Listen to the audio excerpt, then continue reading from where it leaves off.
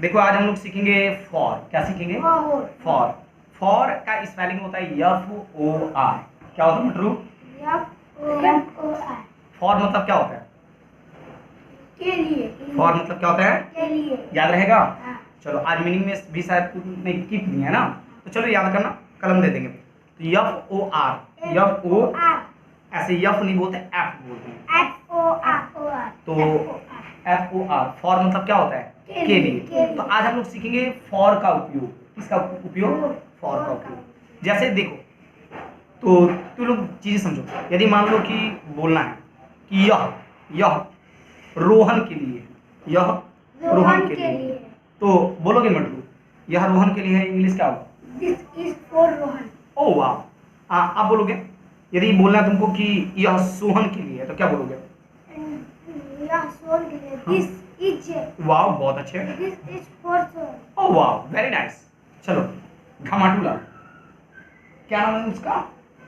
चलो टेंशन नहीं लेने का। यदि तुमको बोलना है कि क्या बोला जाए, यह सुरेश के लिए, तो क्या बोलोगे? This is for this is Suresh। For Suresh. समझ में आ गया? हाँ अब एक चीज समझो आप लोग, यहाँ तक तो समझ में आ गया कि दिस इज फॉर सुरेश। यदि बोलना है, यदि आपको इंग्लिश में बोलना है मेरे लिए ना, तो मेरे लिए को इंग्लिश में बोलेंगे फॉर मी।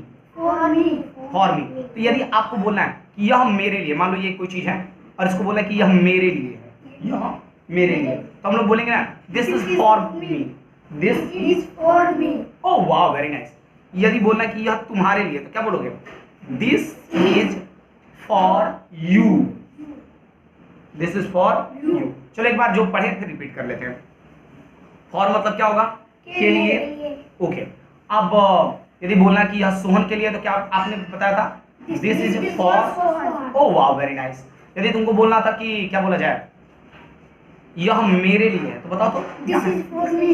ओह वाह, यह मेरे लिए है, क्या बोलोगे? This is for for me। मी। ओह वाह बहुत अच्छे, धन्यवाद। और चलो आगे देखते हैं और चीजें। अगला कंडीशन है, जैसे क्या बोला जाए, तो आई होप कि फॉर, हाँ यदि बोल रहा हूं कि वह तुम्हारे लिए है, वह तुम्हारे लिए है, That is for for you। ओह वाह। तुम्हारे लिए का जब रहेगा ना, दोनों लोग याद रखो, समझ गया ना? नहीं तो हम क्या करेंगे, तुम्हारे बैंक के खाते में 2-4 हजार रुपये डलवा देंगे, याद रखना, नहीं तो कोई दिक्कत नहीं ना। चलो कोई बात नहीं। तो यार ये भी मेरे जैसा टकला है। दोनों टकलू एक साथ। चलो आगे बढ़ते हैं। तो यदि आपको यदि बोलना है, क्या बोला जाए,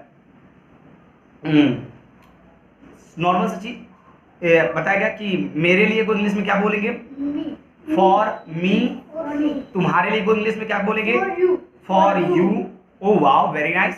और यदि बोलना है उनके लिए, उनके लिए, तो फॉर हिम, या अब हाँ फॉर हिम बोल सकते हो।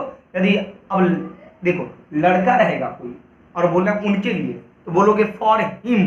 Him। यदि लड़की रहेगी तो उनके लिए, यदि इशारा करना है, तो मान लीजिए कि यह उनके लिए है, मान लो कि मम्मी है वहाँ पे खड़ी है, तो बोलना है कि यह उनके लिए है, तो क्या बोलोगे? This is for her. लड़की के लिए हर, और लड़की के लिए हिम। तो आई होप कि समझ में आ गया होगा तुम लोग को कुछ चीजें। फिर रिपीट कर लेते हैं एक बार। तुम्हारे लिए को इंग्लिश में क्या बोलेंगे? तुम्हारे लिए बोलो। तुम्हारे लिए। हाँ For you। For you.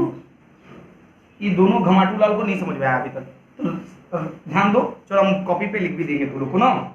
चलो तो याद भी कर लेना, राइट? तुम्हारे लिए को इंग्लिश में क्या बोलेंगे? For you. और मेरे लिए को इंग्लिश में क्या बोलेंगे? For me. और यदि उनके लिए बोलना है तो फॉर हिम या फॉर हर। यदि बोलना है कि रोहन के लिए, तो फॉर रोहन। सोहन के लिए बोलना है तो फॉर सोहन।